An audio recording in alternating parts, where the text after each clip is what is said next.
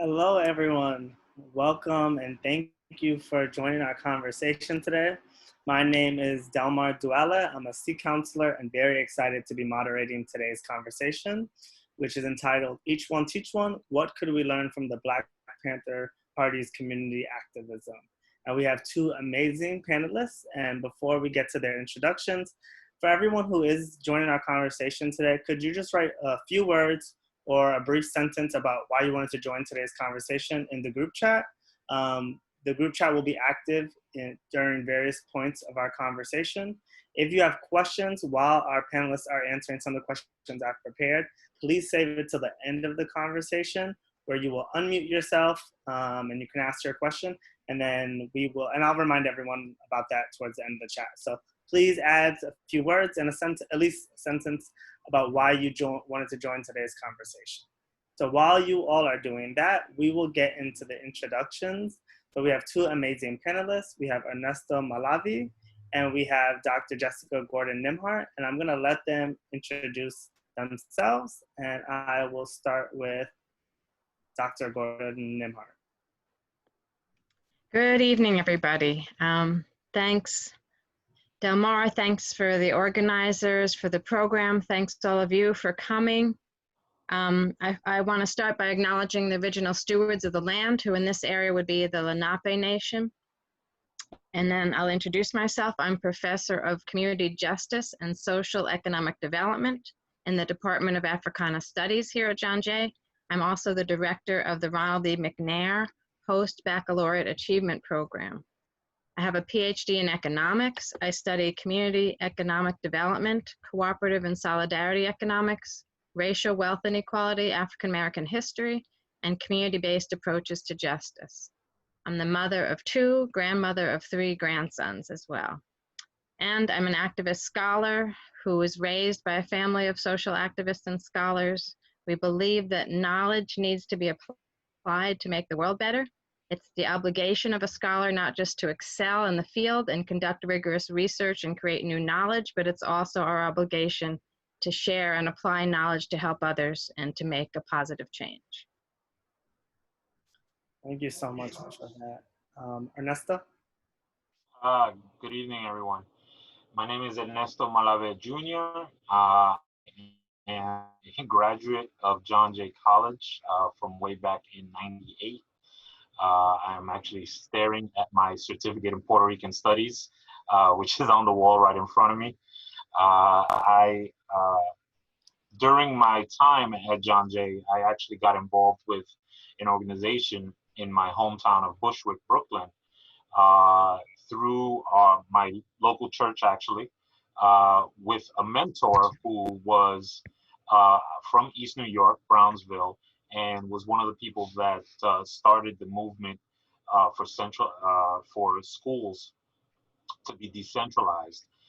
He recruited me to start a new El Puente de Williamsburg in Bushwick, and so we went forward and founded El Puente Bushwick Center in Bushwick. I was its first member, in a sense, and then I moved forward into working with El Puente de Williamsburg, Reedland Centers, which now is Harlem Children's Zone. During my time with them, I did trainings under the Industrial Areas Foundation. So I'm a trained organizer. And I'm also worked with the first ever AmeriCorps. So I was part of the inaugural AmeriCorps program. We took all of those things and really looked to put together a center in Bushwick. And then I came to CUNY, where I continued the tradition of working with young people through the Edward T. Rogowski internship program, where we do legislative internships in government and public affairs. I've been there for about a couple of decades now. Thank you so much. Just hearing you both introduce yourselves makes me even more excited for this conversation. I apologize to everyone. We had the chat disabled for a second, so feel free to continue writing why you joined today. I see so far we have a comment from Roseanne Santos, in the chat that says, I enjoy history and I found that the Black Panther Party is often misunderstood and their community work is often ignored, which is great because we are going to address some of those things in this conversation. And and we got a message from Grace about being here to want to learn about race. So I think this is a great place to start, and I can't wait for more to come in. So I'll start with our first question for Dr. Gordon Nimhart. Can you provide a history of the Black Panther Party and its community activism for us? Yes, I'm happy to. I'm smiling because it's actually probably a 2-hour conversation. I'm going to try to do it in 5 minutes and focus on some of the community programming. But the Black Panther Party started in the late 1960s during the time of the Black Power activism.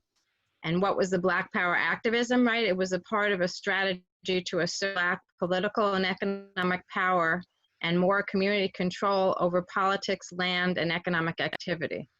Black organizations not only argued for voting rights and other kinds of liberatory activities, but also looked at cooperatives and other solidarity economic activities to help address poverty, land loss, lack of affordable housing, general discrimination, and even to address economic retaliation against civil rights activity. So the Black Panther Party began officially in 1966 in Oakland, California, in this milieu, in that period of time where there was already lots of different kinds of activities.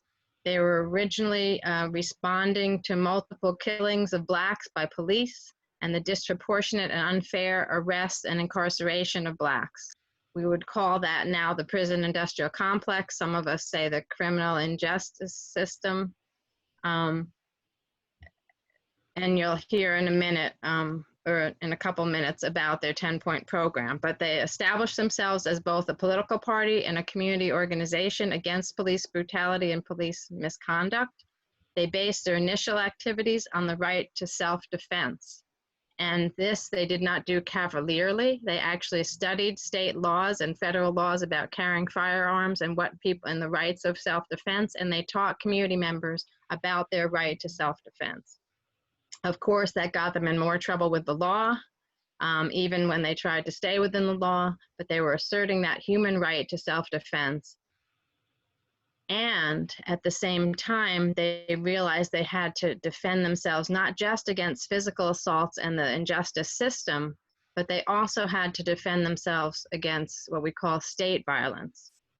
And what do we mean by state violence?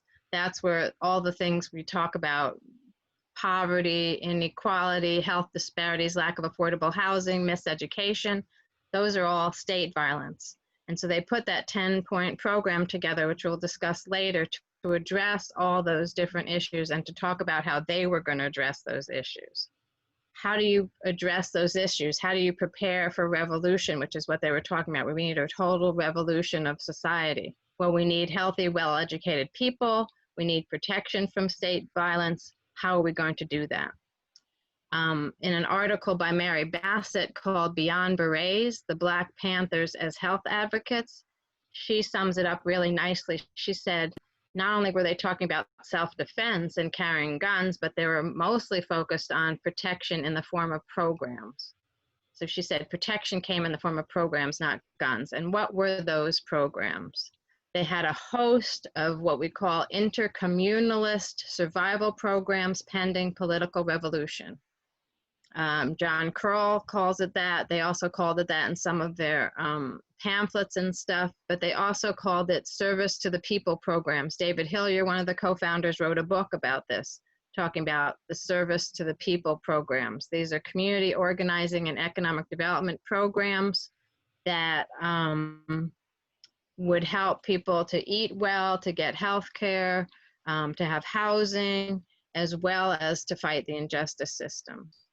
Bobby Seale, one of the original founders and chair of the Black Panthers, said, "We must evolve a humane people's communalism to exemplify what people want and need." So what did those programs look like? They had over 20 different community-based activities and programs, often started in Oakland, but they had lots of chapters around the country. These included co-ops and collectives, clothing factories, bakeries, plumbing repair, pest control, job finding services, transportation for the aged, busing programs for family members to visit their other family members in prison. They had a People's Free Shoe program, People's Shoe Factory, plus healthcare. At their height, they had 13 free health clinics around the country. They also had an intercommunal news service and the Black Panther newspaper. And they built and owned co-housing and shared housing for affordable housing and used land banking. They also had an intercommunal youth institute and community learning center to teach math, science, history, language arts. They had arts and cultural programs in addition to that, after school programs. The famous free breakfast program, which is one of the only programs most people do know about, right? But do you know that in addition to feeding children breakfast before they went off to school, they also gave them African history and African American history lessons so they could go to school with pride and learn the parts of history that they didn't learn in school. So again, they had this combining sort of cultural, educational, health, food programming. I want to end with just a little bit more about their medical programs, their health clinics, and their sickle cell anemia research foundation, because that's another area that people don't even think about the Panthers. And now that we're in an era where we think more about public health, you can see that they really had health in mind as well. I said they had 13 of these health clinics, and all these programs were free. So they found money, they raised money, they got donations so they could do all that stuff I talked about for free. And so the last thing is these health clinics, they raised awareness about sickle cell anemia and the challenges of medical discrimination. They also provided vaccines, preventive care. They tested for lead poisoning and hypertension, all the things that were associated with diseases that often Black people got. And Alondria Johnson, who wrote a book about their health clinic programs, talked about how they did everything they could to make sure to sort of have a comprehensive coverage for people. So I hope that gives you an idea of the myriad programs, not just the self-defense and the gun toting, but they really spent most of their time on all those 20 community programs throughout the country. Wow, thank you so much. That's also context that I haven't had as someone who, when I was in undergrad, took, a number of Africana studies classes.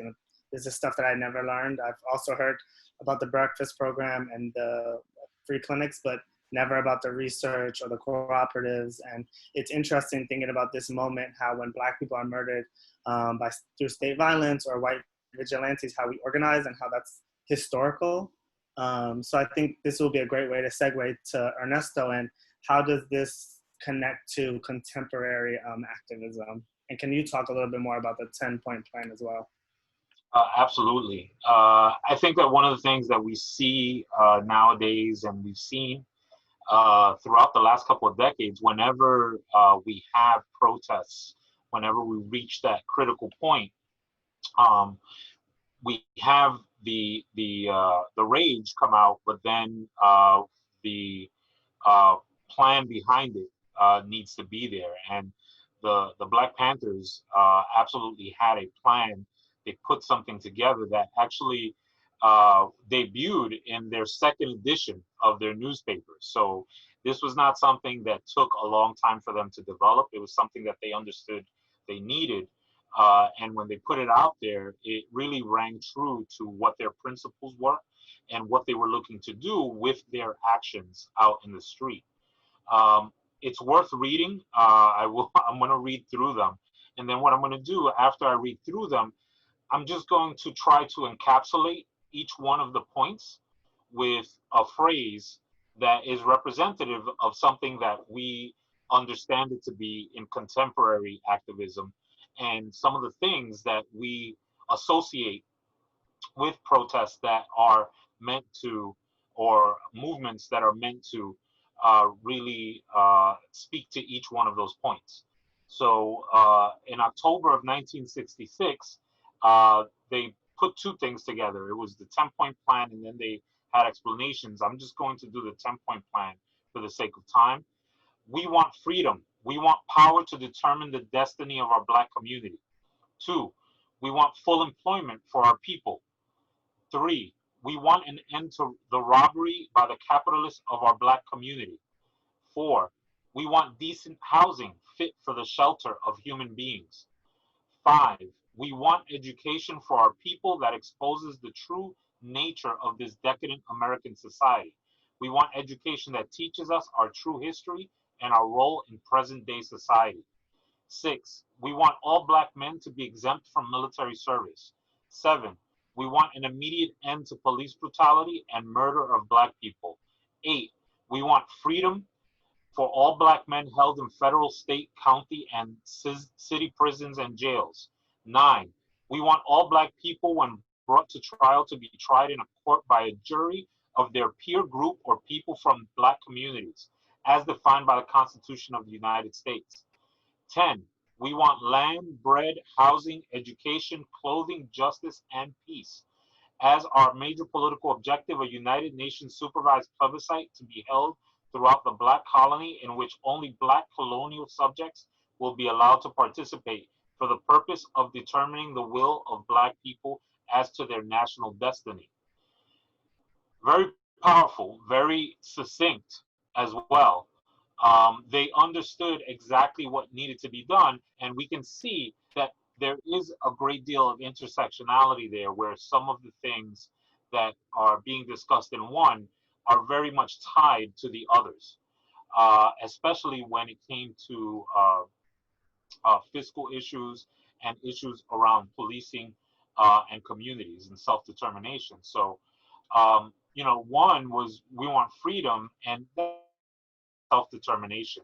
And we see that movements and people working today on local rule laws, making sure that legislation is written to benefit people and local communities. We talk about indigenous rights and indigenous movements. There are things that are legislation, things like the 197A plan in New York City, which allows communities to build plans that they can present to the City Planning Commission. Those are things that are built into the system and that people rally around. I know I was part of several when we were in Williamsburg, which were really tied to environmental justice. The fact that self-determination is really tied to the land, and the fact that people in local communities have a right to determine that is used to benefit them and not to be exploited in different ways. Obviously, the fact that voting rights is a big issue, especially this year. I think that it speaks to the fact that politics ultimately are local. While there's a lot of things going on at 1600 Black Lives Matter Avenue, we have also to deal with local politics and filling those potholes and things that are much more serious on the local level. So self-determination. Number 2, the robbery by capitalists. That's just unfettered capitalism. And the fact that we have disaster capitalism happening. I am of Puerto Rican descent. I am Puerto Rican, and I know what's happening in Puerto Rico to the people there. Communities that deal with gentrification, speculation that ultimately drives up rents and drives out the populace that has held it down for such a long time. Very, very willful disinvestment to make that happen over the years. I still remember being in Bushwick, and nobody wanted to live there, and land was practically being given away. But that was because the city was not investing there. And of course, taxing the rich. The fact that there's a tremendous amount of inequity here. A third point, housing, gentrification, rent control, squatters' rights, the path to home ownership. Those are all issues that people rally around and that we see in contemporary activism. Education, of course, education for liberation. Just even the dictionary that we use in schools, who made that dictionary and what does it mean to use that dictionary versus other definitions of similar words. The military industrial complex, which was discussed earlier, the fact that people were fighting. Black Panthers, one of their premises to recruit people was, if you were fighting in Vietnam, if you were fighting in Korea, why not risk your life here instead of there for your own people? Why are we fighting people that we've never met before for principles that don't really apply to us all the time? So why not risk your life here? Why not put yourself on the front lines here? And it's one of the reasons they called themselves the Vanguard, because they and took on that military appearance, because they felt that they were fighting for something, that this was in fact a war. I mean, if we haven't understood police overreach at this point yet, I don't know what we're reading, but the defund the police movement, defund movement itself, is indicative of exactly what's going on, where so much money is getting put into there. Same thing with the military industrial complex, where so much money is being spent while we maintain a smaller army than China. We still outspend them 2-to-1 on military. The school to prison pipeline, again, we see police overreach in the schools. I had a young lady who got into a little bit of a tuffle with a police officer, ends up breaking his pinky. She ends up doing 5 years time. She was 14 years old, and it was because of that she ended up getting derailed, and her education got derailed. I think that it's something that I'm close to, and one of the things that I'm always looking at. Equal protection, equal justice. I'm going to be provocative here, but even within the scope of what we see as many times something that we have a right for, we see the case of Philando Castile, where the NRA did not come to his defense. So even outside of government, we see where equal protection and equal justice does not apply. So it's not just a government issue; it's also a private issue. And point 10, which is a little bit more all-encompassing, really speaks to the Black Lives Matter movement in a very direct way, where it's just about self-worth and the fact that we are human beings as well, and that we should be treated as such in every capacity. And we can talk about that more.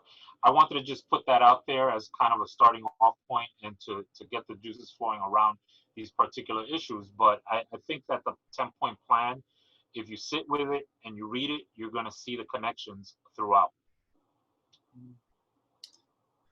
Yeah, thank you. I got goosebumps when you're reading those points, because, it relates to exactly what we're going through today. And I think often people think then and now we are only talking about police brutality, but how that is a starting point for so many other issues, because racism is pervasive. But, to me, it is strange. I guess it's not strange, because it's, racism is in everything. But with all that good work, with us fighting for our humanity and not being allowed to be killed and speaking up about these different things, Dr. Gordon Nimhart, can you help us understand why the Black Panther Party has been misrepresented after everything we've heard so far?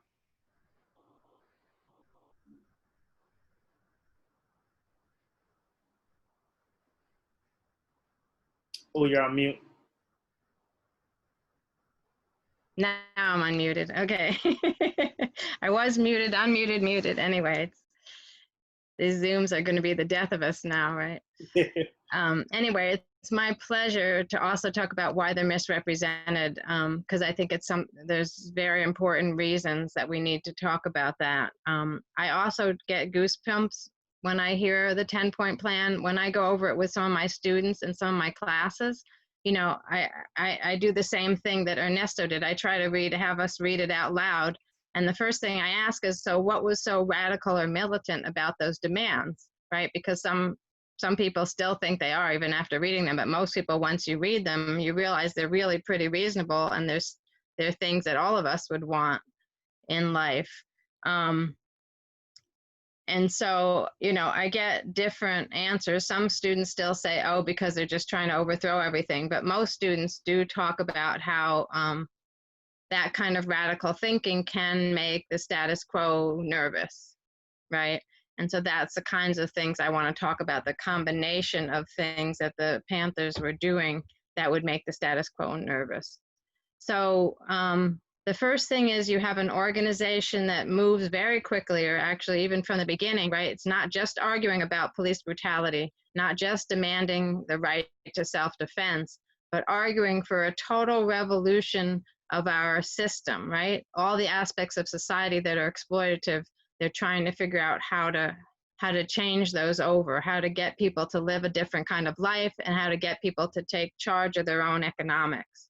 So that's very threatening to the status quo. They're depending on Black dependency, right? They depend on Blacks as customers for all the different businesses, right? They make huge amounts of money off of gouging Blacks for housing and charging Black people more money for mortgages and things, right? So this idea that we could take things into our own hands, own our own economics, learn how to exchange economic activity in non-exploitive ways, democratically, how we learn to work together, make our own things, help each other, right, is extremely threatening, because then they can't make money off of us that they're usually making off of us.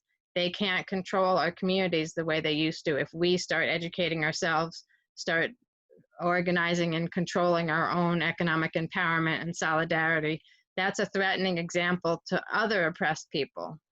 And the system really depends on us separating ourselves from each other and not feeling empowered, right? So that's the first thing. So they want to reduce that appeal, right? First, it's just an appeal to agency, right? But then it's also an appeal to, what they're doing is also an appeal to self-determination, right? And that's really dangerous. Also, they want to change, they want us to see the Panthers one-dimensionally, right?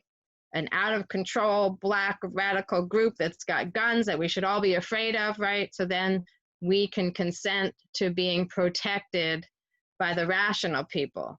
And so that's another thing, right? We then allow, we allow them to do horrible things to the Black Panthers, and we allow them to police our neighborhoods, even though the Black Panthers are trying to show that we don't need that, right? But because they make us afraid of them and see them as out of control, then we then give up control back to those people. And so that's another reason why they keep the mythology going. They don't want us to see all the facets and all the things that are happening. It also allowed them to do the COINTELPRO, right? The FBI forms a whole unit to kill members of the party and infiltrate members of the party to destroy it, right?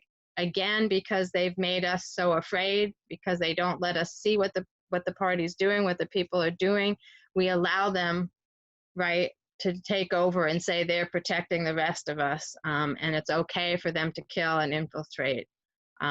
Those of you who know about the COINTELPRO programs, they actually had other Blacks and whites infiltrate the Panther chapters and get the chapters to actually do more violent things than they normally would have, so that to make them look more out of control and violent. They actually had people pretend to be members who would instigate that kind of thing, and then also give the police all the information so they could sabotage them and kill them and that kind of thing. So they used the media also to paint this wrong picture and to, to destabilize, as well as to create the wrong mythology about them. That woman, the author, Alondra Nelson, that I was telling you about, who was one of the people who wrote about the clinics, one of the things I heard, I was at a Schomburg presentation with her, and one of the things she said, which really struck me, was that when she went to find pictures for her book, she wanted pictures of Panther doctors, right?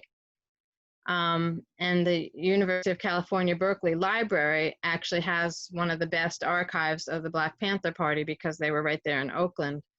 She said that when she approached them for pictures of Black Panthers in the clinics and in doctor suits and whatever, they told her it was the first time in 20 years that anyone had asked for a picture that didn't include holding guns. And so even when news articles and all that kind of stuff were asking them for the archives, nobody ever asked them for the pictures of them working in the community, feeding kids, giving vaccinations, right, in the clinics. They always just asked them for guns. So that's, again, the way the media was just, you know, continued to overemphasize this gun-toting kind of thing. The other thing I wanted to mention, sorry, I just lost my place.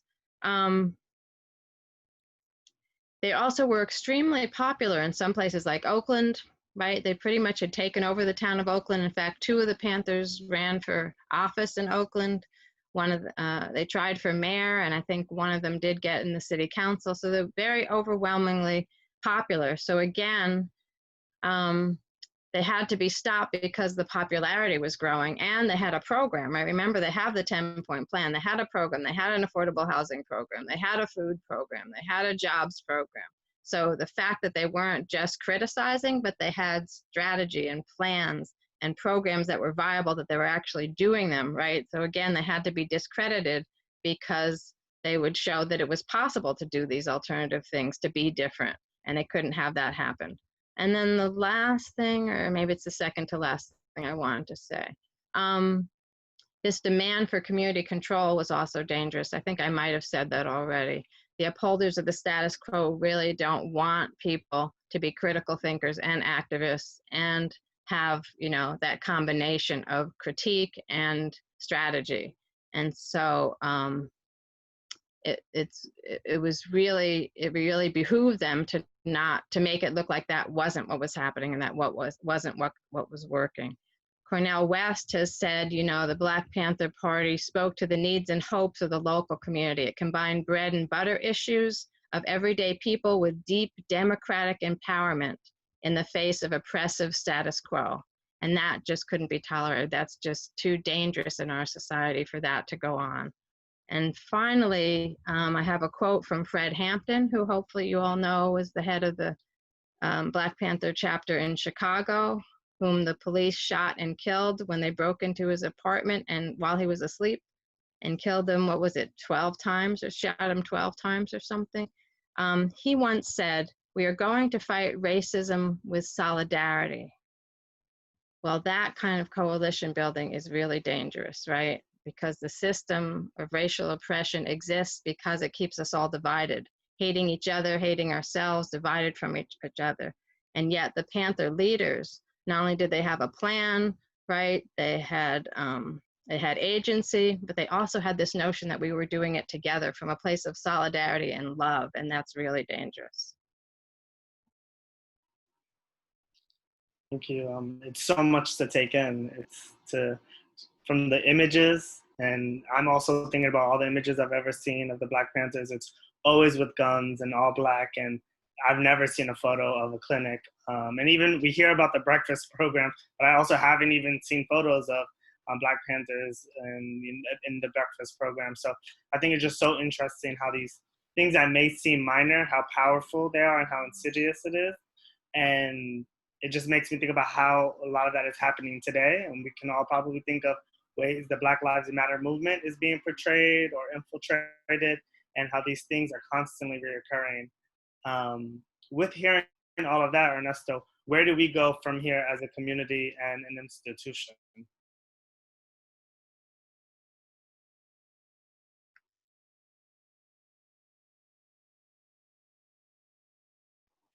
Let me unmute. We're going to need to be everywhere. It's one of those situations where really to implement a 10-point plan, to implement the ideologies that are described there, we need to be, in Spanish, we say, te encuentro hasta en la sopa. I'll find you even in my soup. And that's the attitude that we need to take. We need to be resilient. We need to be able to be omnipresent. We need to be working both on both sides of this, so that the service delivery needs to happen, as well as the protesting and advocacy need to occur. I think that the doctor spoke really well to the idea of how the Black Panthers formed a real legitimacy around what they were doing. The fact that they were doing these good deeds allowed people to support them, because it was understood that it wasn't just about the gun toting. It wasn't just about the military facade that they had. Although at the time, it did fit into the culture that was going on, because contextually speaking, it looked cool. If you watched at that time TV programs, that's what cool looked like. And some of it came from them, and some of it was a reflection of that cool. And so the fact that it was something that people could adopt, that the media also looked at them for that, and looked at that image as something provocative and something interesting that they could sell. Um, one of the things that we need to look at now is, how do we create our image so that we can continue doing the work while at the same time having the legitimate support. One of the things that we haven't mentioned really is the fact that they did a lot of fundraising. That money was not coming all from the Black community. Yes, they sold newspapers, they got donations from local businesses, and they did all of that. But there came a time when they started getting attacked so much and getting put in jail so much that bail had to get paid, and that kind of money wasn't available to them. So they needed supporters. So they had people like Jane Fonda and other, Marlon Brando, others supporting them. But that support only came because they had legitimate services for the community. If it was just all a facade, it's very easy to dismiss, even beyond the media frenzy that was formed around them. So to move forward, we need to work on both sides. We need to have people doing the service for the communities, which at one point they basically called survival programs, because they needed to survive with those programs. Things like having school lunches, things like eating every day so that you're nourished enough to go to school, and things like getting good health care, making sure that there are facilities within the community that can serve the young people there, and the older people there. Those are survival tactics, making sure that those services reach the community when the government is not providing enough. So we need to make sure that those services are there first, because people are surviving with those. And then we have to turn our attention to advocacy and continuing to just batter down every single door in every one of these categories that we've talked about: housing, police reform, looking at education, and education for liberation, as opposed to having education that simply continues the status quo. Teaching the things that again give you self-worth, not hiding, putting in the background the history of a people, so as that they don't know where they come from, and that history did not start simply with slavery. So all of those things need to be happening at the same time. We have to also recall that this is a framework. This is a framework of white supremacy that's being fought against. This is not one issue here, one issue there. This is all tied together within a framework, and that everything that we do has to chip away in different ways at that framework, in order for it to all come, hopefully, eventually, tumbling down. And so we have to get at all of those pieces at the same time. And that's why sometimes, we hear, well, using just that alone, the fact that the Black Lives Matter movement, the All Lives Matter, Blue Lives Matter, all of the other things that get kind of thrown out there in very direct, reciprocation for saying Black Lives Matter. It's almost always a reactionary tone when those things are thrown out there. And so one of the things that we need to continue doing is redefining how these words are used and what exactly we're doing. so that we don't get caught up in having to deal with all of these things. For example, one of the things that I had to have a conversation with a friend about was defund the police. And we're constantly educating, so we're always trying to explain what exactly these terms mean to people who haven't heard them or don't understand them inherently. So what I said was, we could have also said defund police brutality, just instead of defund the police, because people get nervous around the idea of not giving money to police because we want to have police around when we need them, right?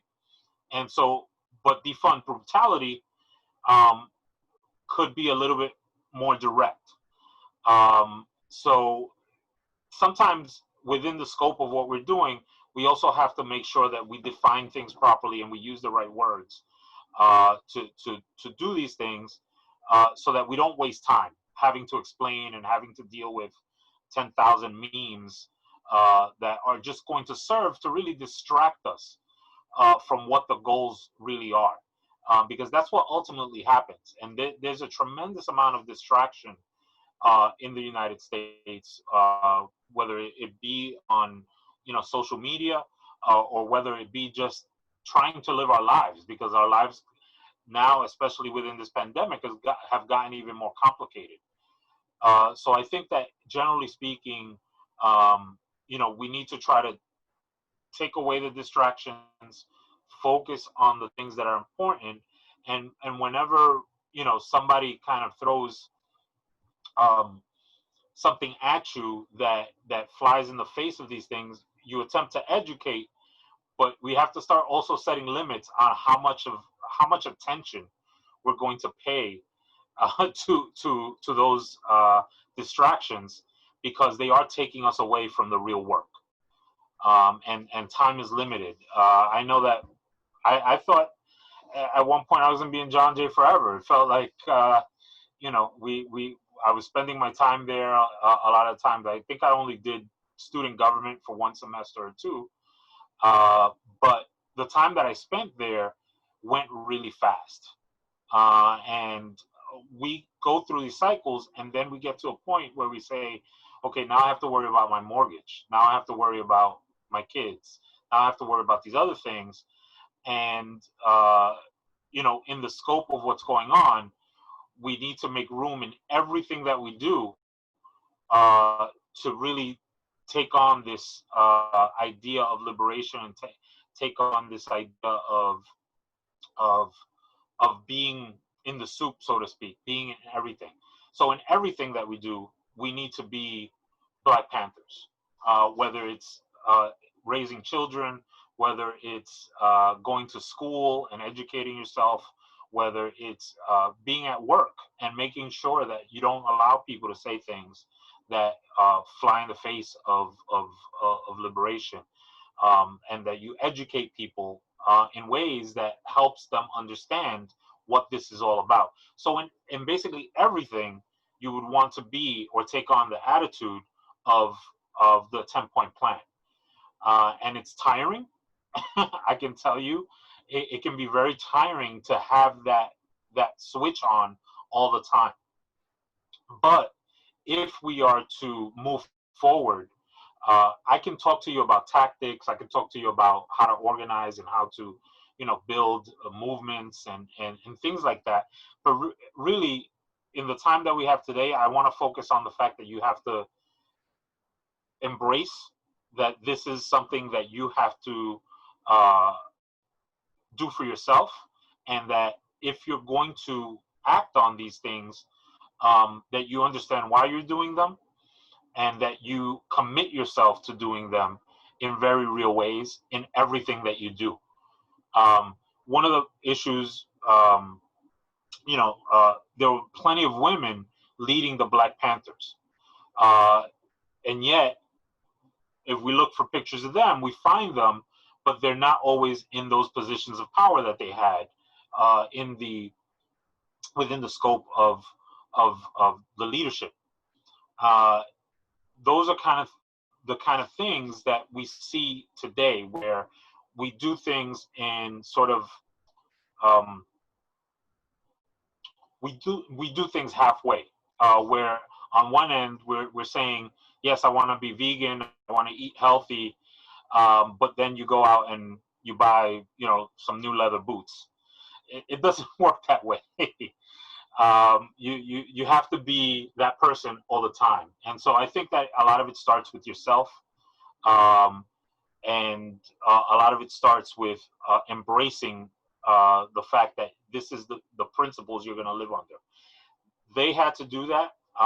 That was something that was forced upon them. There was no way of getting out of that in those communities, because once they lived that lifestyle, they actually became very much targets. And so they had to leave their households. They had to leave their children behind, and many times, J. Edgar Hoover said that the thing that was first and foremost in his mind was law and order. But whose law and order was that he was talking about? And so when he went on the attack, these people lost their lives to the movement because they felt it was that strong. We have to look within ourselves, I think, if we're going to move through all of this, and see that is a part of us, and that we're willing to do that. The other stuff, the actual training to do direct action and to do all those things, you can find that online. You can find that in books. You can connect with local community organizers and the people who are running BLM and other organizations. It's not just BLM. There's other local organizations that also work in that scope. That kind of networking can happen at any given moment, but you have to be there, 100% in order for it to work for you. I remember an action we did in '95 for CUNY to stop tuition increase. I was one of 138 people that got arrested that day.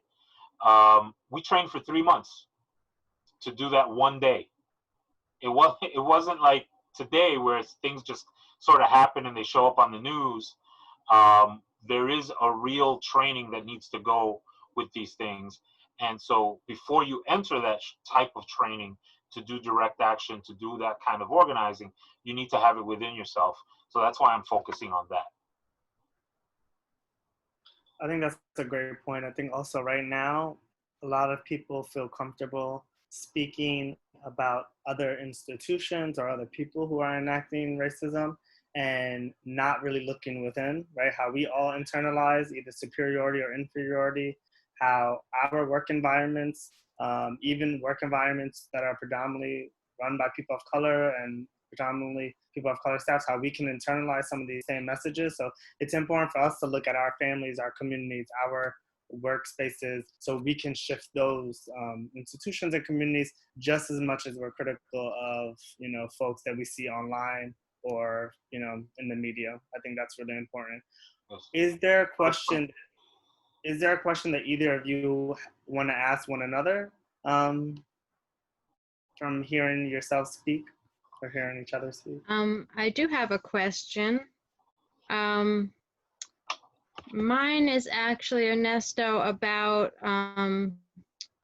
Puerto Ricans and the Black Panther Party. How did Puerto Ricans view the Black Panther Party?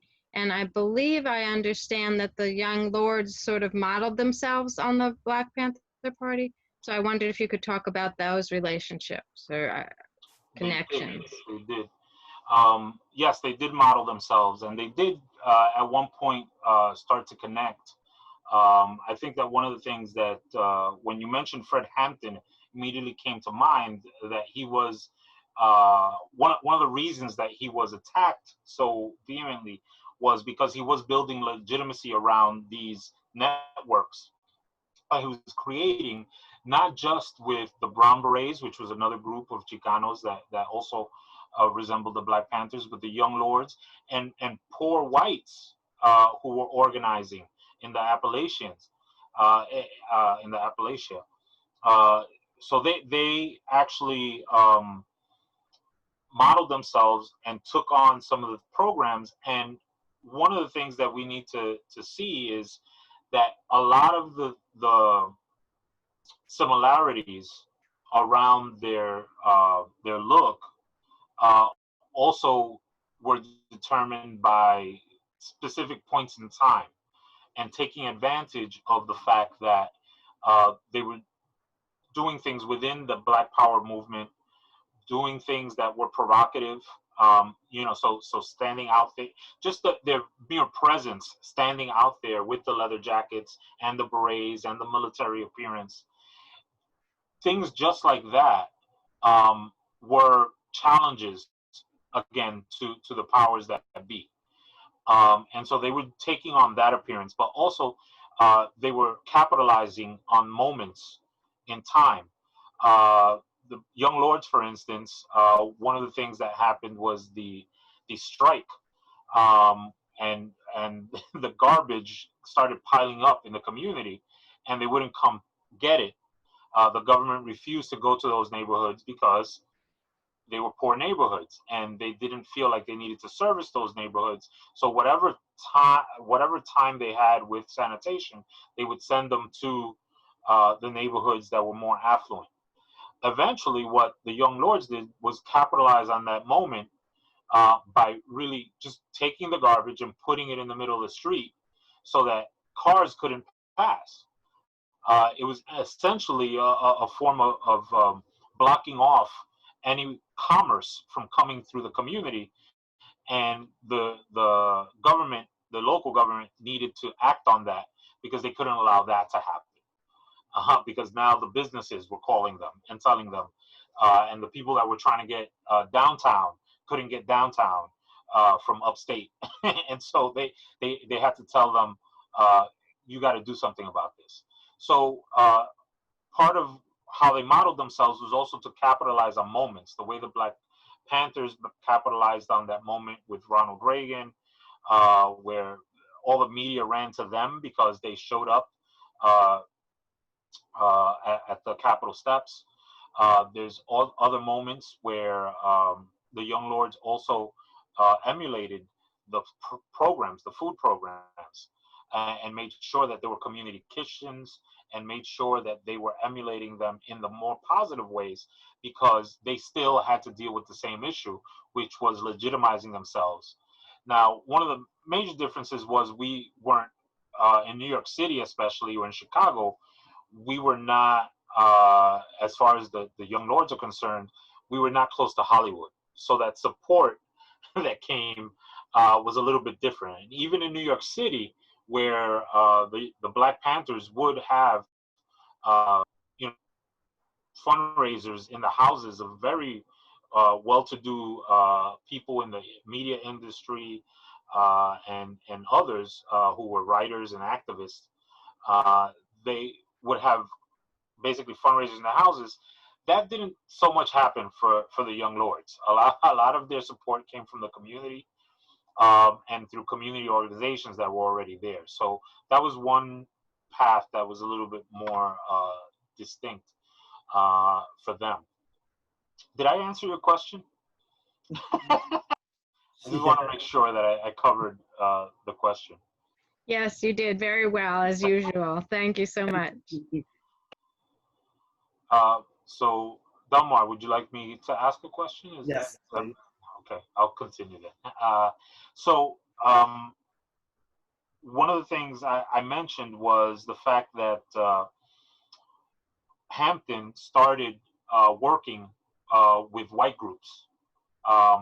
And one of the things that we see now with the Black Lives Matter movement is that every now and then a person who is white gets shot by police in a manner that's similar to how Black people have been shot, no warning, under suspicious circumstances or something like that. How do you think that could play out in today's movements, where we would build coalitions across, or is that even possible today, given that media and social media seem to try to tear down anything that gets built right away? That's a great question. I think I have two sort of maybe different ways to think about it. I think it is happening. I remember watching, actually it was an ABC documentary like in May about the recent uprisings, and they were showing, right, there's some instances where a bunch of white folks were putting themselves in between the black folks and the police, right? There were even some police forces that were actually kneeling down in front of the protesters saying, we understand, we don't want to perpetuate that. So I do think there are moments when these kinds of coalitions are happening, right? The worldwide resonance to the George Floyd thing is, I wanted to say unprecedented. It's not exactly unprecedented, but there's been even more reception by other people than in the past to worrying about racial injustice and that kind of thing. So I think that the ideas that Hampton had about this, you know, we've got to fight racism with solidarity, right? We've got to join people together. People need to see the common issues, right? Especially the common economic issues, but we also need to see that, right, if one of us, we're not free until all of us are free kind of thing. And I think that still resonates. I've been feeling like we're getting those moments even more than ever now. But at the same time, I think it makes it just as dangerous as it was in those days, right? Because it's still the powers that be don't want those coalitions. They don't want us to all see that we're all connected and we have these similar struggles and similar interests, right? That we're all human and we all want human rights, right? They have spent, 500 years or more trying to show us all how we're different and how we don't have the same issues and that we shouldn't join together. Even black and brown, right? They've been trying to keep us apart for centuries. So I think it's important, this moment is important because we are seeing more and more solidarity and coalitions across race and across groups, but I think it also makes it dangerous again about how can we sustain that, because it's going to make the powers that be even angrier, and they're going to find new ways to retaliate, or maybe old ways to retaliate. So what do we do about that, right? The stuff that's happening in Portland right now with the federal, whatever they are, troops or the federal undercover people trying to stop things, right? They're already in Portland. Why would they choose Portland, for God's sakes? But again, they can't let any little, you know, they can't let anything get through the cracks. They've got to try to nip it in the bud. I think that's what's happening now. So if they're actually starting to use, you know, physical force and terrorism, then that means we all need to worry, because that coalition that we were building is fragile. And these are the kinds of activities that would then break it apart again. So how do we keep it going? How do we address that when that's almost where they put more pressure to make sure we don't have those connections, I think is important. I think the other thing that's really interesting, which I also still don't totally know how to explain, is that all the white artistic support, right? As you said, Hollywood and stuff for the Black Panthers, they really did help with a lot of money. It's interesting, though, that they were able to help with money, but not with the right publicity, right? So the publicity was still horrible about the Panthers, but these white Hollywood people and white rich people were at least able to pay, you know, to help buy the shoes for the free shoe thing and buy the food and get the bailouts. But I don't know why they weren't able to change the media perception. But we are getting a little bit better media now. And sorry, I'm sort of all over the place, but I'm thinking about different to ask. In some ways, we are getting better media coverage this time too, which also scares me, because that means the powers that be are going to also try to figure out other ways to clamp down. So I think we've got to think, right, both strategically and spiritually. So spiritually, yes, the only way we're really going to really make progress is through solidarity, but we've got to figure out how to be strategic so that solidarity doesn't make us a bigger target, I guess is how I would finish that. Thank you. And thank you for adding the word spiritual into the conversation, because that matters so much. I want to open this up now for a Q&A. So if there's anything that you heard that you would like to hear more about, or a question that you have that we haven't addressed, or maybe even a comment, there, you can unmute yourself and share. If the unmuting gets a little too chaotic, then I'll call on people. You can unmute yourself for your comment or question. Yes, Teresa hello. Booker. I'm sorry, go ahead, Jessica. Um, Hi, I apologize that I wasn't here earlier. My internet didn't work. But now that I'm here, I have the chance to ask this question. I How do demonstrations like the examples provided affect the communities that they're trying to advocate for? Do you want to start, Ernesto? Sure, that's fine. Um, how do they affect the communities they're trying to advocate for? Is that correct? Yes. Okay. So basically, what happens is that most of the protests, most of the uprisings have had sort of this flashpoint. A lot of them come from, originally at least, an incident that occurs, whether it was Rodney King, Trayvon Martin, George Floyd, and the more recent example, Breonna Taylor. There's a list, a very long list of incidents that have occurred. In between those incidents that we hear about, there are also hundreds of other incidents.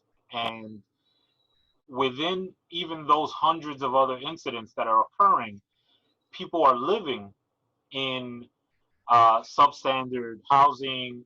People are living in communities that there are less than necessary employment opportunities. Uh, People are sending their children to schools that have old books. And when I say old, I'm talking about old as me. Uh, uh, so there's a lot of things that are going on in these communities that contextualize the fact that these protests and uprisings are not necessarily just about that one thing, but rather the rage that a community feels that comes to the surface about living across the board in these conditions. And so ultimately, it works. The protests themselves work, number one, as a release valve, uh, first and foremost, because that rage has to go somewhere. And number two, as really a coalition of people all saying the same thing at the top of their lungs. It's a situation where you have a community come together. Normally, you hold a press conference and you have a couple of microphones and you say we want to change this, right? But when it happens in context to one of those very serious occurrences, it doesn't get organized that way.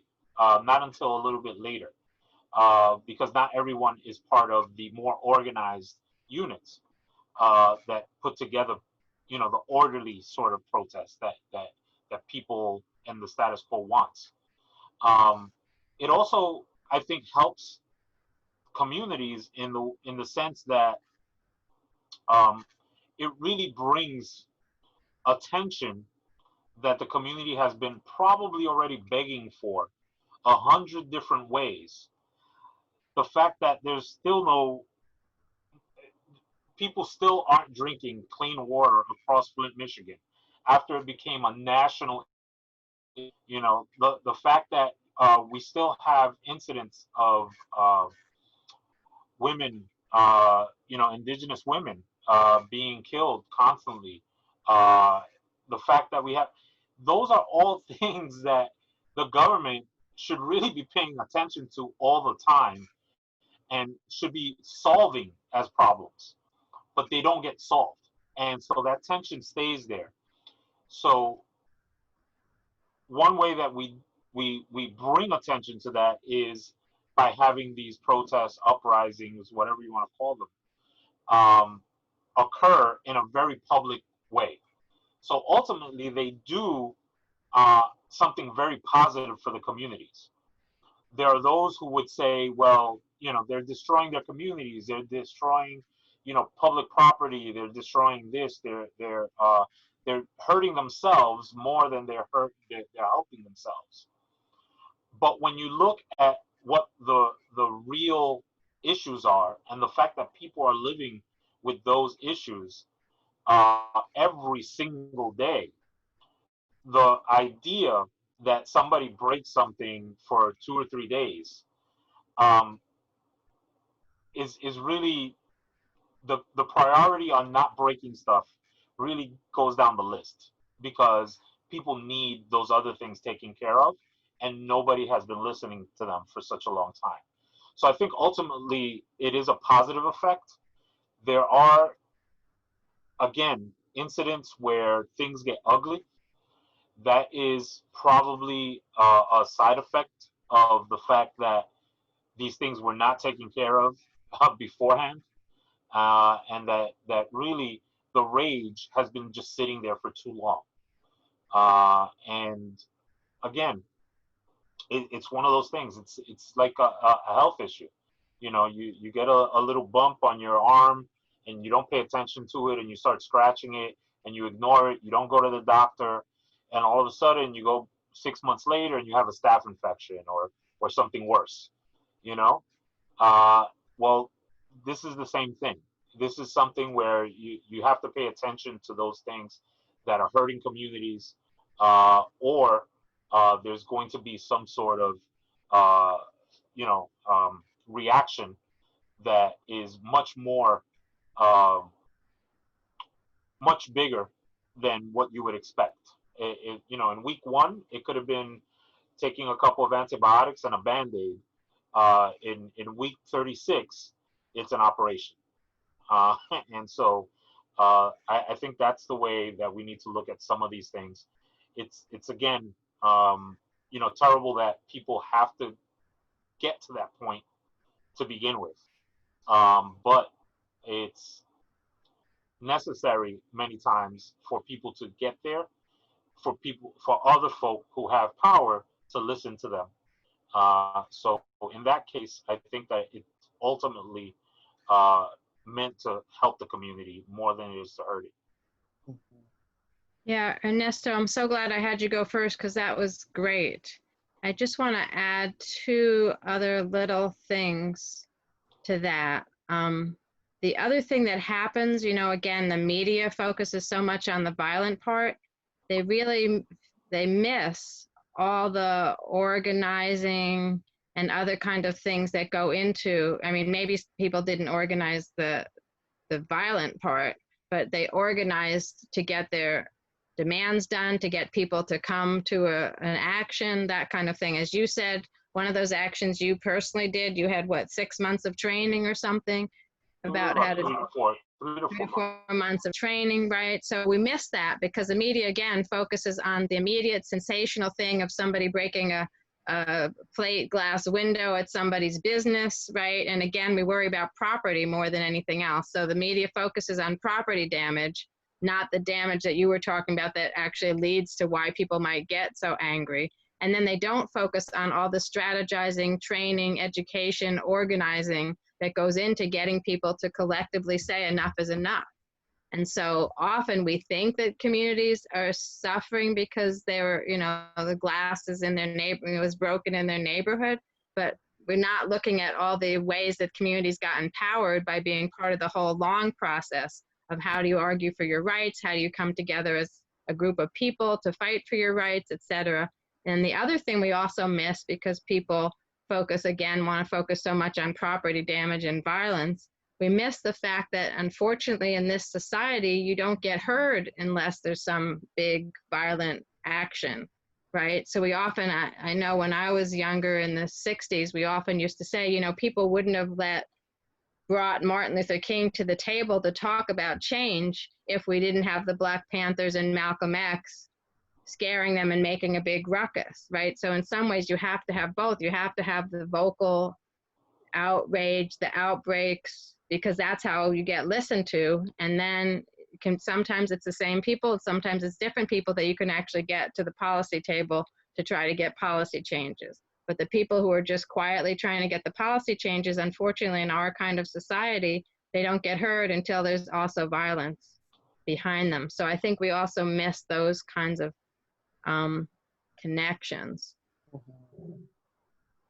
Thank you both for that, and thank you, Jessica, for that question. I know we had a few other people.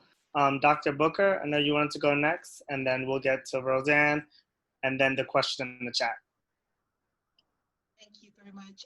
This was a great presentation. I really enjoyed it a lot. And now my question in hindsight seems very probably inappropriate since Professor Gordon Nimhart just nailed it for me. Because my question was, especially just pigtailing on the analogy that Mr. Malavey said, which was this notion of a scratch versus this huge infection. So I was originally going to ask the question, you know, I know people that some people take their vitamins and they do their exercises. And then there's some people that they'll only do those things if they get a horrible diagnosis. And so therefore, I was just wondering, like, I know people who they go out to vote because they want their vote to count and not wait until it gets to this crazy place where you have to go out and break things. And then there's some people who they'll never vote. And you'll say, hey, you going to vote? No, I'm not going to vote. But then when something gets broken, then they go out and they protest. It's like, it's got to be a way where we can convince people while things are where they are, they're not the best. So I'm talking like 2019. So why can't we get you to vote now? And then if we need to get us all to go out in the street, let's do that. Let's not wait and say, we will only do this if we have to go out in the street. So I'm just wondering if there's anything that we could do to convince not just young people, that we're not even gonna put on young people because those Parkland people, they did a great job getting the vote out, et cetera.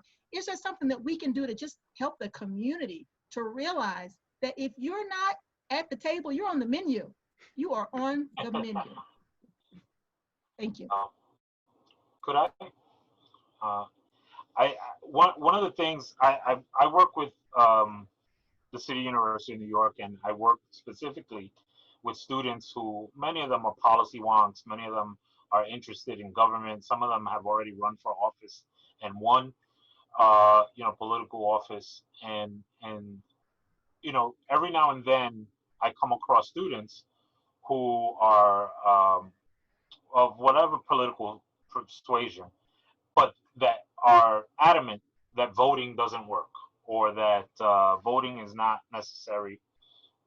And even friends of mine who create rationales for why it's unnecessary and it's never going to do what we expect it to do. And I understand some of the rationales. I understand some of the reasons that they put together to say those things.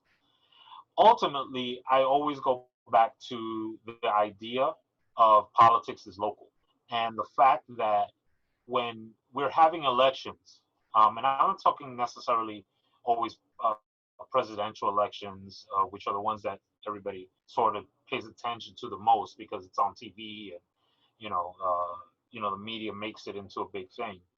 I'm talking about those local elections. The fact that if you are registered as a Democrat, you only vote for Democrats, and if you decide to register as an independent, you can no longer vote in local elections in New York because there's rarely ever any sort of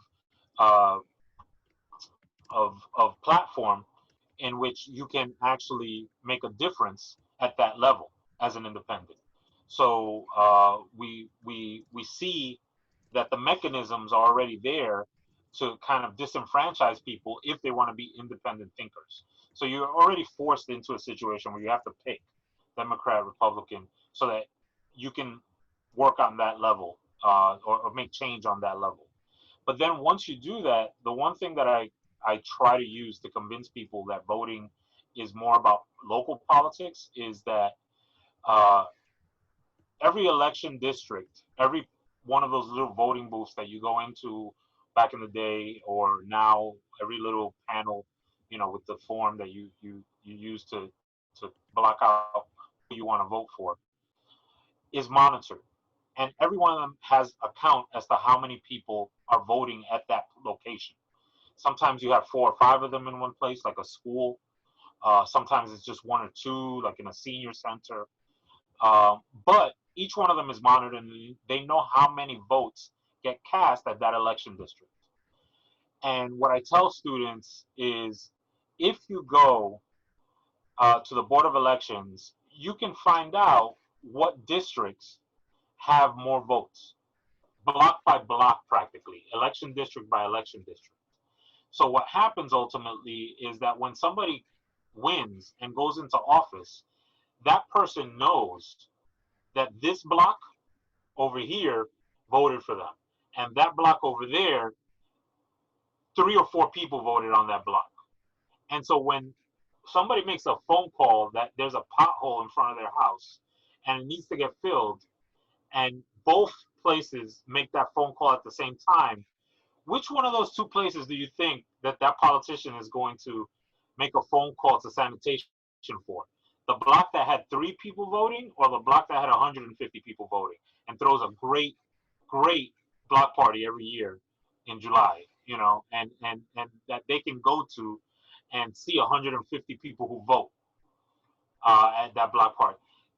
Those are the kind of local issues that I think we have to get across, that these things matter on a different level that affects us every day. When we drive down a certain street, when the bus isn't running properly, and you need your local elected official to call MTA and say, hey, this bus, you need to have more buses on this route because people can't wait 30 minutes for it. Those are the kind of everyday things that local elected officials participate in, and that we vote for those people. Those people also become the people who have higher positions that go on to the state level and then make big decisions about money and where money gets spread out throughout the state.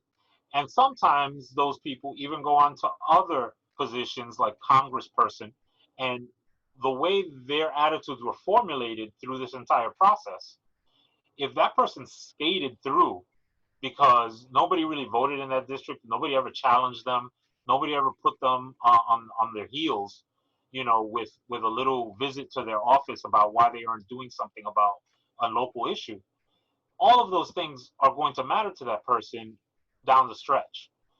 But if nobody ever challenged them and they coasted into Congress, well, now you're going to have somebody there for 30 years who doesn't really care about what the people in the local community stand for or need. And again, I keep referring back to Bushwick, because Bushwick was a very contentious area in the 80s. We suffered a lot right after the blackout, a lot of arson, a lot of white flight.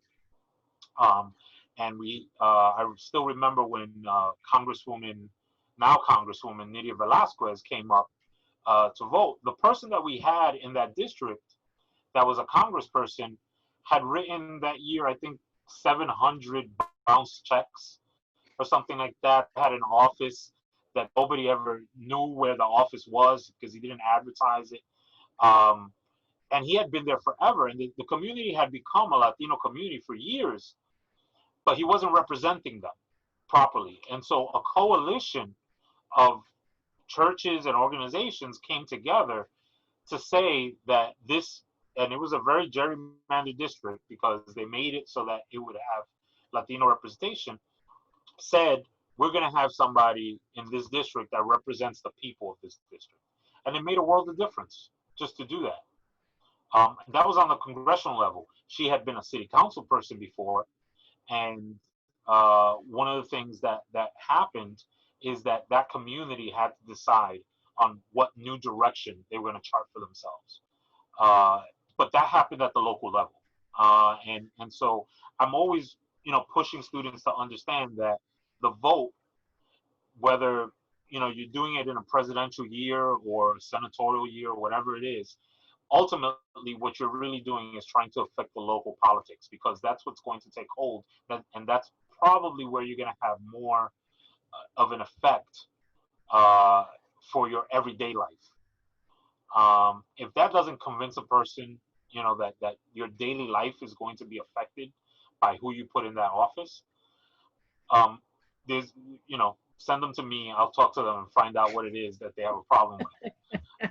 Exactly, because I think that it's again one of those situations where things like voting or just being participatory, just going to your local meetings, going to your local community board, things of that nature, do matter in that regard. Outside of that, that's where we see where things, when that participation and that voting doesn't happen for a very long time, we see decisions being made for us that don't really reflect what we need. When those elected officials aren't really reflecting our needs, that's where we see things get, you know, that's where we see that infection developing over time. Thank you. Roseanne? Hi, good evening, everyone. I just wanted to make a quick comment. Jessica had mentioned what we don't see in terms of the positive things of movements like the Black Panthers.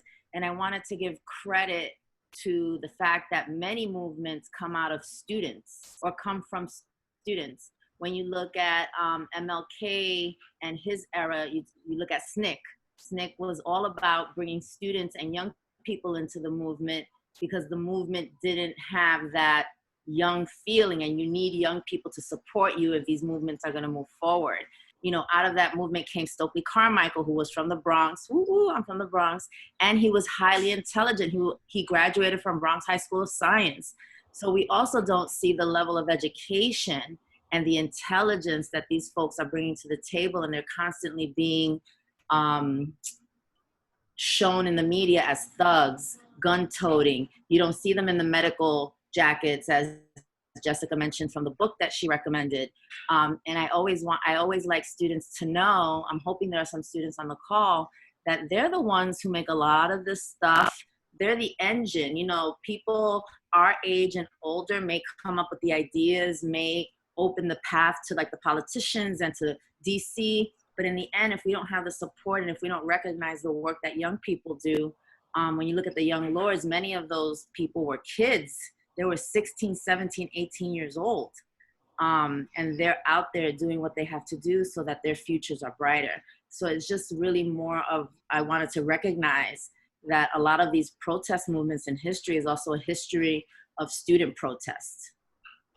Yeah, and women's organizing. Absolutely. I meant to say that earlier also. So it's, yeah, really important. The role of youth, the role of women, especially in Black community organizing, is just incredible. Thanks for reminding us. And I think for the sake of time, we just have enough time for the last question from Hing Potter in the chat. Hing, do you want to read your question, or would you like me to read it? You can feel free to read it if you'd like. Okay. So it's about us continuing the conversation around cross-community support.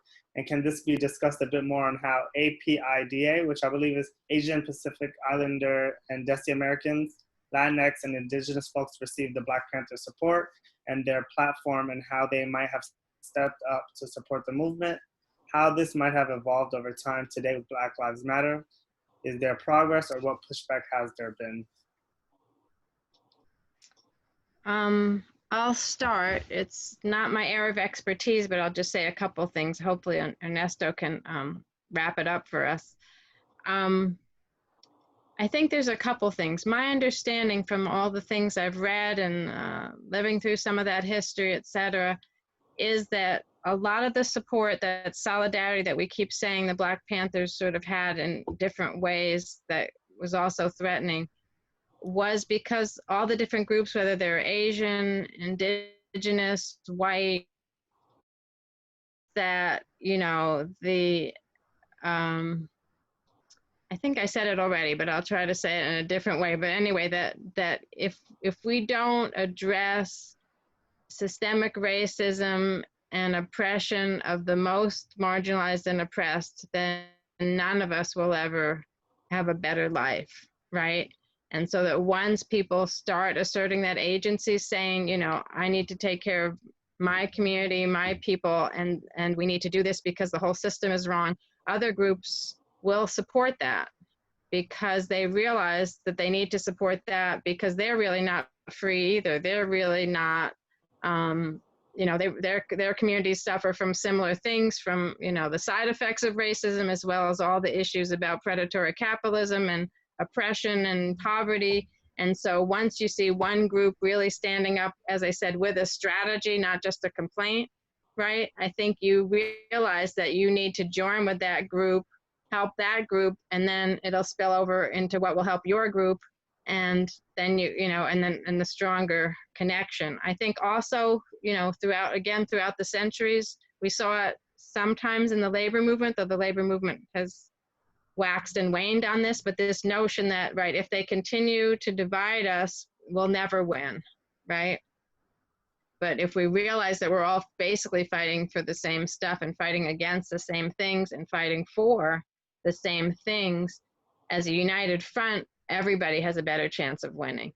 And, there's also another saying from World War II or whatever, right? When they came for the Jews, I didn't listen when they came for somebody else, I didn't listen, but now they're coming for me and there's nobody even left to fight for me, right? So I think people start to understand that notion too, right? They could pick everybody, they could pick each group off, right?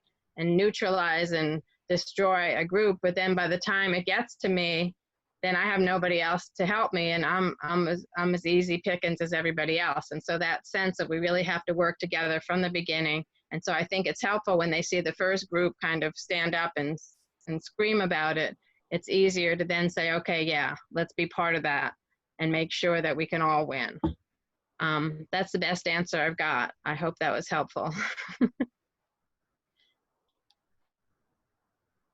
Delmar, could you just repeat the question really quick so that I get my bearings straight again?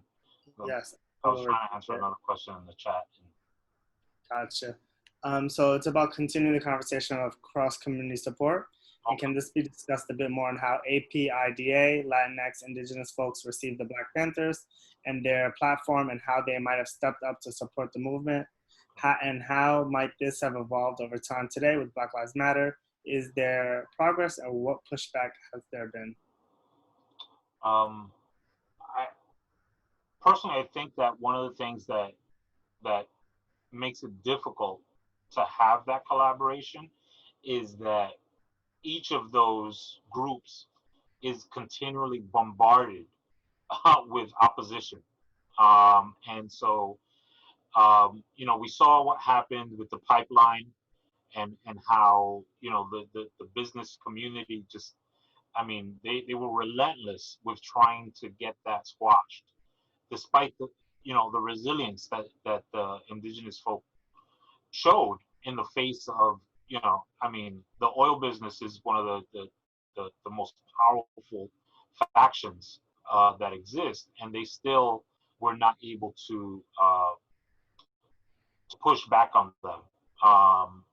So I think that one of the things that gets in the way of those broader coalitions is usually that each of the groups ultimately has to come back into itself and try to defend what they originally started to work on.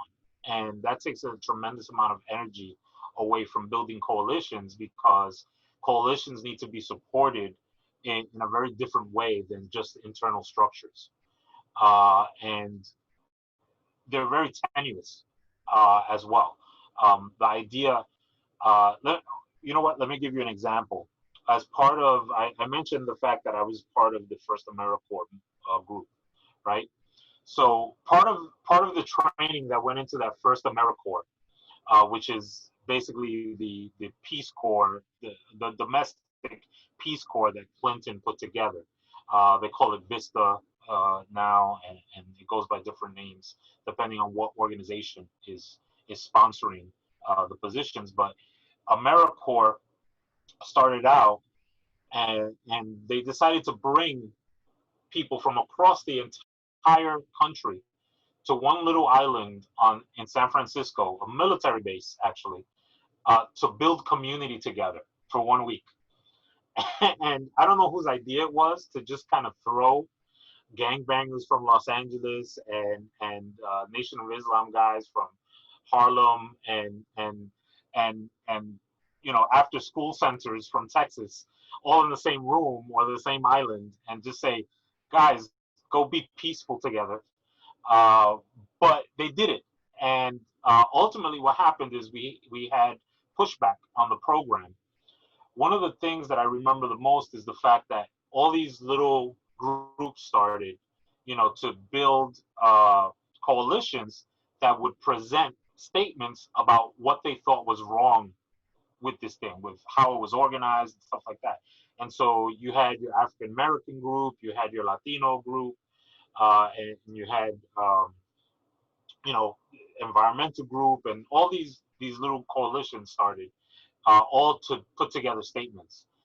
And I remember being part of the Latino group, and we wrote a statement together. It was about 40 to 50 people together. And when it was read out loud, the organizers, who were Chicanos, changed the word Hispanic and Latino to include Chicano, without telling anybody. And it was because they felt like they needed to stand out as a separate group. And some of us on the East Coast, the Puerto Ricans, were upset. And some of the other folk who were from other coalitions around the country got upset. And then I look at New York State, and we have, and I work with them, but I still find it silly in 2020, the Puerto Rican Hispanic Task Force. They still have that slash, Puerto Rican Hispanic. And so there's all these divisions that where people feel like, you know what, I contributed differently to this, and so I need the name to stand out. And it's justified because we were there in the beginning and you guys came later and this and that. And so you have a lot of that too. There's a lot of ego involved. And I'm speaking, from things that I've experienced, witnessed throughout the years, in terms of what can make those things difficult to sustain over long stretches. However, one of the things that does make those coalitions work is when they plan together to do something short term. When they build a coalition around an issue as opposed to a problem. When they say, this is not about necessarily poverty, this is about us getting together in this region to deal with a particular issue. And then I think sometimes it works a little better when it's like that, in the short term, because in most of the experiences that I've had, with trying to build broader coalitions, even here in New York City, there was something called We're in the Same Boat Coalition, right? And a couple of others that came out of Occupy, that came out of other movements even before that. And ultimately, there was a point at which leadership came to question and who was leading it. And then you have fiscal issues around it, who's putting in more money. And sometimes it sounds like a band breaking up, because it's that dynamic where people, are always going to try to come back to themselves and be true to what their original motivation was. So I've seen a lot of problems around stuff like that, but I've also seen some successes around particular issues. I remember when I was with El Puente, the Hasidic community came together with the Latino community about issues, environmental issues in Williamsburg. I don't know if everybody knows, but there is a huge oil spill underneath Williamsburg. I mean, there's a tremendous amount of oil that is just underground there, and they were trying to get it cleaned up. They were trying to get that fixed so that they can do the waterfront 197A plan and get it fixed so that people can enjoy it. But they were trying to get the cleanup to happen with the people that actually spilled the oil. And so I still remember being a part of it and walking across Williamsburg Bridge, a coalition of the Hasidic community and Latino community walking together across the bridge for one sole purpose, and to put pressure on the powers that be to get this cleaned up. So when I think there's a set goal in mind, it makes it a lot easier, and when it's controlled. In my experience, I can't speak to other states and what they might have done in other places. Um, I can only speak to that. As far as Black Lives Matter is concerned, one of the things that I hope comes out of this is that there's more emphasis on the fiscal part of this. The fact that economically speaking, we are a lot closer to folk who are screaming all lives matter than they think we are. The amount of inequity in this country is just staggering. You know, Jeff Bezos made probably several, he probably made $50 million while we had this event. That's crazy to think about. You know, that while we were here doing this, one person made enough money to fund I don't know how many programs at CUNY. You know, while we were sitting here. Uh, the inequity in this country is crazy. The fact that we are not taxing the rich in a way that is proportionate with the way that you know the poor are getting heaped upon, you know, these issues and having to deal with all these extra things. That's something that needs to be addressed. And I think that there's opportunities there for Black Lives Matter to make coalitions across other groups if some of those messages can come across as well, because we've seen the incidents where Black Lives Matter is in the corner of somebody who was shot by a police officer, even if they're white. We've seen the incidents where other groups that are developing movements will back up someone across the lines, so to speak, if the topic itself is relevant to what they're organizing around. You know, anybody can go hungry, anybody can be homeless, and anybody needs help around those issues. Those coalitions can be formed around those issues, and I think they would be successful if they focused on specifically dealing with particular things through direct action uh, within the scope of a specific issue. Thank you. I think there's so many takeaways, and I know for me, the importance of solidarity and coalition building, and for us to unlearn and reimagine our history, the status quo, and our future. Something I would like everyone to do to end is, could you all write 1 or 2 words to describe how you're feeling after having this conversation in the chat? And it's okay if it takes like 30 seconds for you to write that, or if someone repeats your word or your words, but please add that in chat so that's a way we can all close. I also want to let you all know about the next event. It is Tuesday, July 28th. Black, brown people, brown, Black people, and their white allies, understanding intersectionality in our troubled times, which I think is a perfect segue from the conversation we're having today. And right, and the link is in the chat. I see some great words: informed, connected. There's so many gems. The importance of having white students, faculty, and staff attend these events, definitely, because sometimes it can feel like in some ways we're speaking to the choir. So definitely having everyone involved in these conversations is so important. I also want to thank our amazing panelists. Thank you both so much. As I was facilitating, I learned so much. So thank you, and I can't wait to read some of the books and the articles that were sent in the chat. Thank you for everyone who was here today, even if you just listened and you were taking all these gems in, people who participated with comments, questions, resources in the chat. Thank you, Megan, everyone, Danielle, Student Affairs, Africana Studies.